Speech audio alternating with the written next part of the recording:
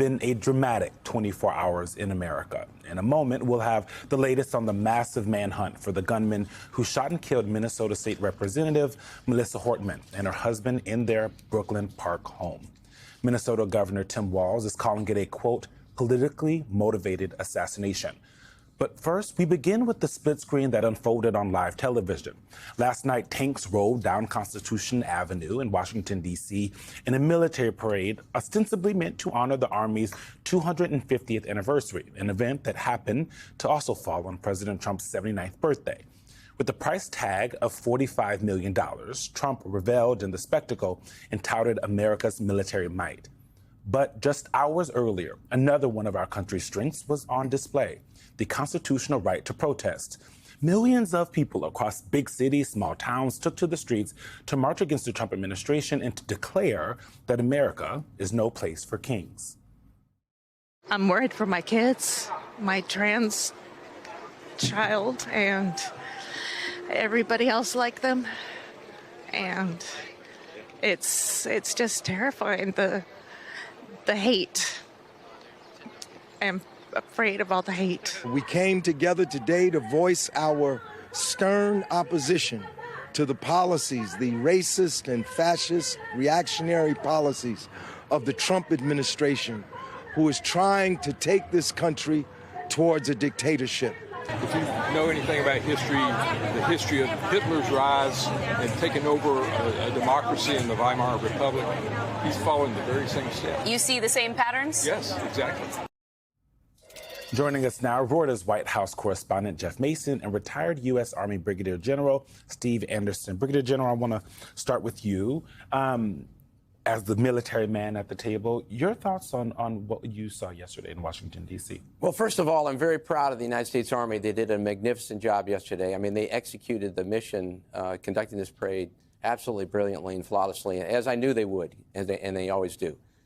Having said that, it was a colossal waste of time, effort, and money. We don't need, that's not who we are. We don't do these kind of things. We don't march down the streets like that. We prove ourselves and our value as an army, our strength as an army, through our actions, not parades. That's something that dictators do. And I think the money that was spent, I mean, it's colossal when you think about it. $45 million is what the White House admits to. But this town was shut down for 3 days. It's still shut down out there. You can't get across the 14th Street Bridge, for instance. And you shut down the airport for 3.5 hours. Yeah, the tens of millions of dollars of inconveniences that were created. The town, Uber drivers are complaining. You know, the hotels have been shut down. I mean, you can't get around. And so there's a tremendous cost associated with that. We're going to have to fix all the roads, by the way. Yeah, $16 million of the 45 is for the roads. Absolutely. So, I mean, it was an incredible thing. And think about what we could do with that money if we had it instead. I mean, the soldiers, sailors, airmen, Marines out there, they need support. Donald Trump already stole $1 billion from Milcon, from military construction for the southern border. I mean, so there's barracks that are not being renovated. There's child care centers that are not being built. There are perks that soldiers and their families deserve. They're not going to be able to get because Donald Trump has stolen this money, essentially taken it and used it under priorities. So I think that it was what happened yesterday, although wonderful to watch and behold, and it's great to see soldiers do well, it was a colossal waste of time, money, and effort. And so, speaking of something to behold and watch, Jeff, you were there. you were on the ground. Tell us not only what you saw, but the people you talked to while reporting. Why were they there? What did you hear? So the people I talked to gave an alternative view. I spoke to people who came from all over the country and came in large part because they support President Trump. They felt like having the parade was the right thing to do, was a good thing to do. A couple of them who I spoke to, I posed the question that the general was raising, which is that critics believe this is a symbol of autocracy and veering towards dictatorship. And their response to that was, no, it's not. Britain and France and other democracies have held parades like this. Why don't we do that too? So they felt that that was not a view that they shared, and they came out because they felt that it was a sign of patriotism and a sign of strength. There was an energy at the rally that didn't seem super political. correct me if I'm wrong, just from walking around D.C., everyone wasn't wearing MAGA hats. It was more American flags. It seemed a little more muted than other more overtly political displays we've seen. The only thing I would disagree with there is I saw a lot of MAGA hats. We're down on the mall, yeah. There were Okay. a lot of MAGA hats out in the fall. But I wouldn't disagree with your characterization that it didn't feel super political. I was in that area on January 6th as well, 6 years before ish, and that the energy that day was entirely different. Yesterday was certainly calmer. It was, I think, more about patriotism for these people than it was about Trump. And almost a more touristy energy, too. There was a touristy energy as well, for sure. And let's go to the energy at the rallies across Yes. the country, because this is what I think is the interesting contrast. The crowd sizes at so many different places. locations around the country. Let's just show some of that footage to get a sense of the scope of the protest. And as a matter of fact, let's show Jamie Raskin at the No Kings protest in Philadelphia where he says, "We are not your subjects." You are not our king, and we are not your subjects. We will never be your subjects. All of us born here on this land are citizens, and your executive order is nothing but bad graffiti on the Constitution, and we're going to wash it off today. You know, Gene, he said that he was on our show yesterday. Yes. He was testing his work there. I was texting with some of the folks at Indivisible, and they say their estimate at this point, their conservative estimate, is 5 million people participated in these more than 2,000 protests around the country. You were in Alexandria and spoke at that protest, that rally. Talk about what you said, and more importantly, what you heard from the people that were there. Why were they out there? Well, they were there because they supported the No Kings rally, and they want to essentially stand up to what Donald Trump is trying to do. I mean, he's trying to take down the judiciary, trying to take down the military, of which the parade was an example of.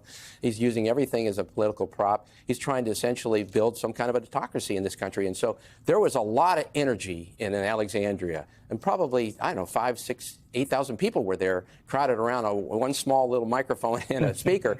And it was incredible. It was electric. And I think that shows that there's a lot of people out there. I mean, 5 million people that showed up at rallies, that might be a stretch, but even if it wasn't in that number, you had incredible energy, incredible power, and incredible anger at what's going on in Washington, D.C. right now, and it certainly manifested itself in these rallies yesterday. Well, speaking of anger, the actor Mark Ruffalo spoke at the No Kings rally in New York City. Let's listen to what he had to say.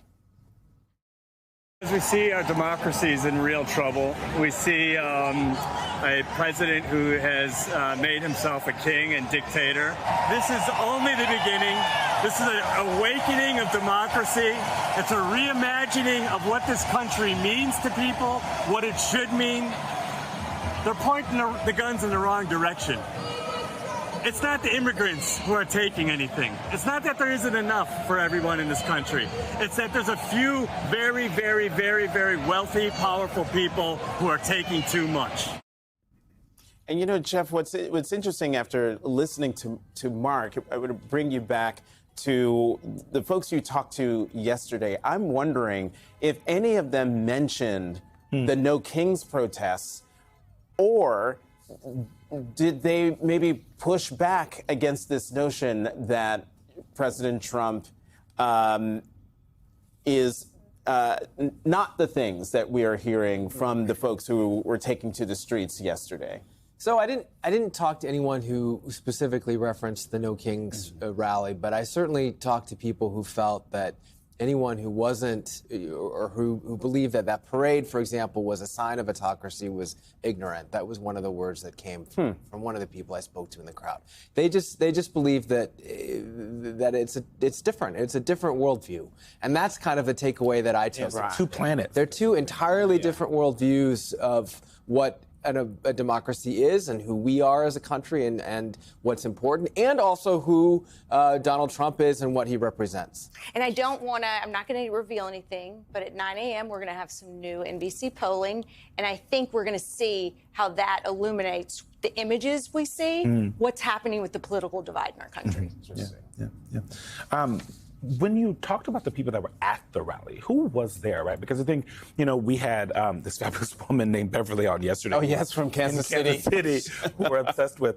And what she said was that it was people that were Democrats, Republicans, independents, who they weren't just all there because they, you know, voted for Kamala Harris and like Joe Biden and they don't like Donald Trump. It's because they love the country despite what the president said. Was that the same feel that you had at Alexandria? Definitely the vibe I got. There weren't a lot of Democrats. By the way, I'm a Republican. Okay, I was probably the only Republican. You're burying the lead. Yeah. I'm not a Republican anymore, but I was, you know, a conservative Republican and whatnot. But, you know, when I saw what happened on the 6th of January, I said, hey, wait a minute, I think something's going on here. But, yeah, there was an incredible vibe yesterday. And you had all kinds of people that were out there. But I admit there was mostly Democrat, mostly left-leaning folks. And they were very, very concerned about what's going on in our country, as was I. And they came out to show that their support of what's going on to stand up to Donald Trump.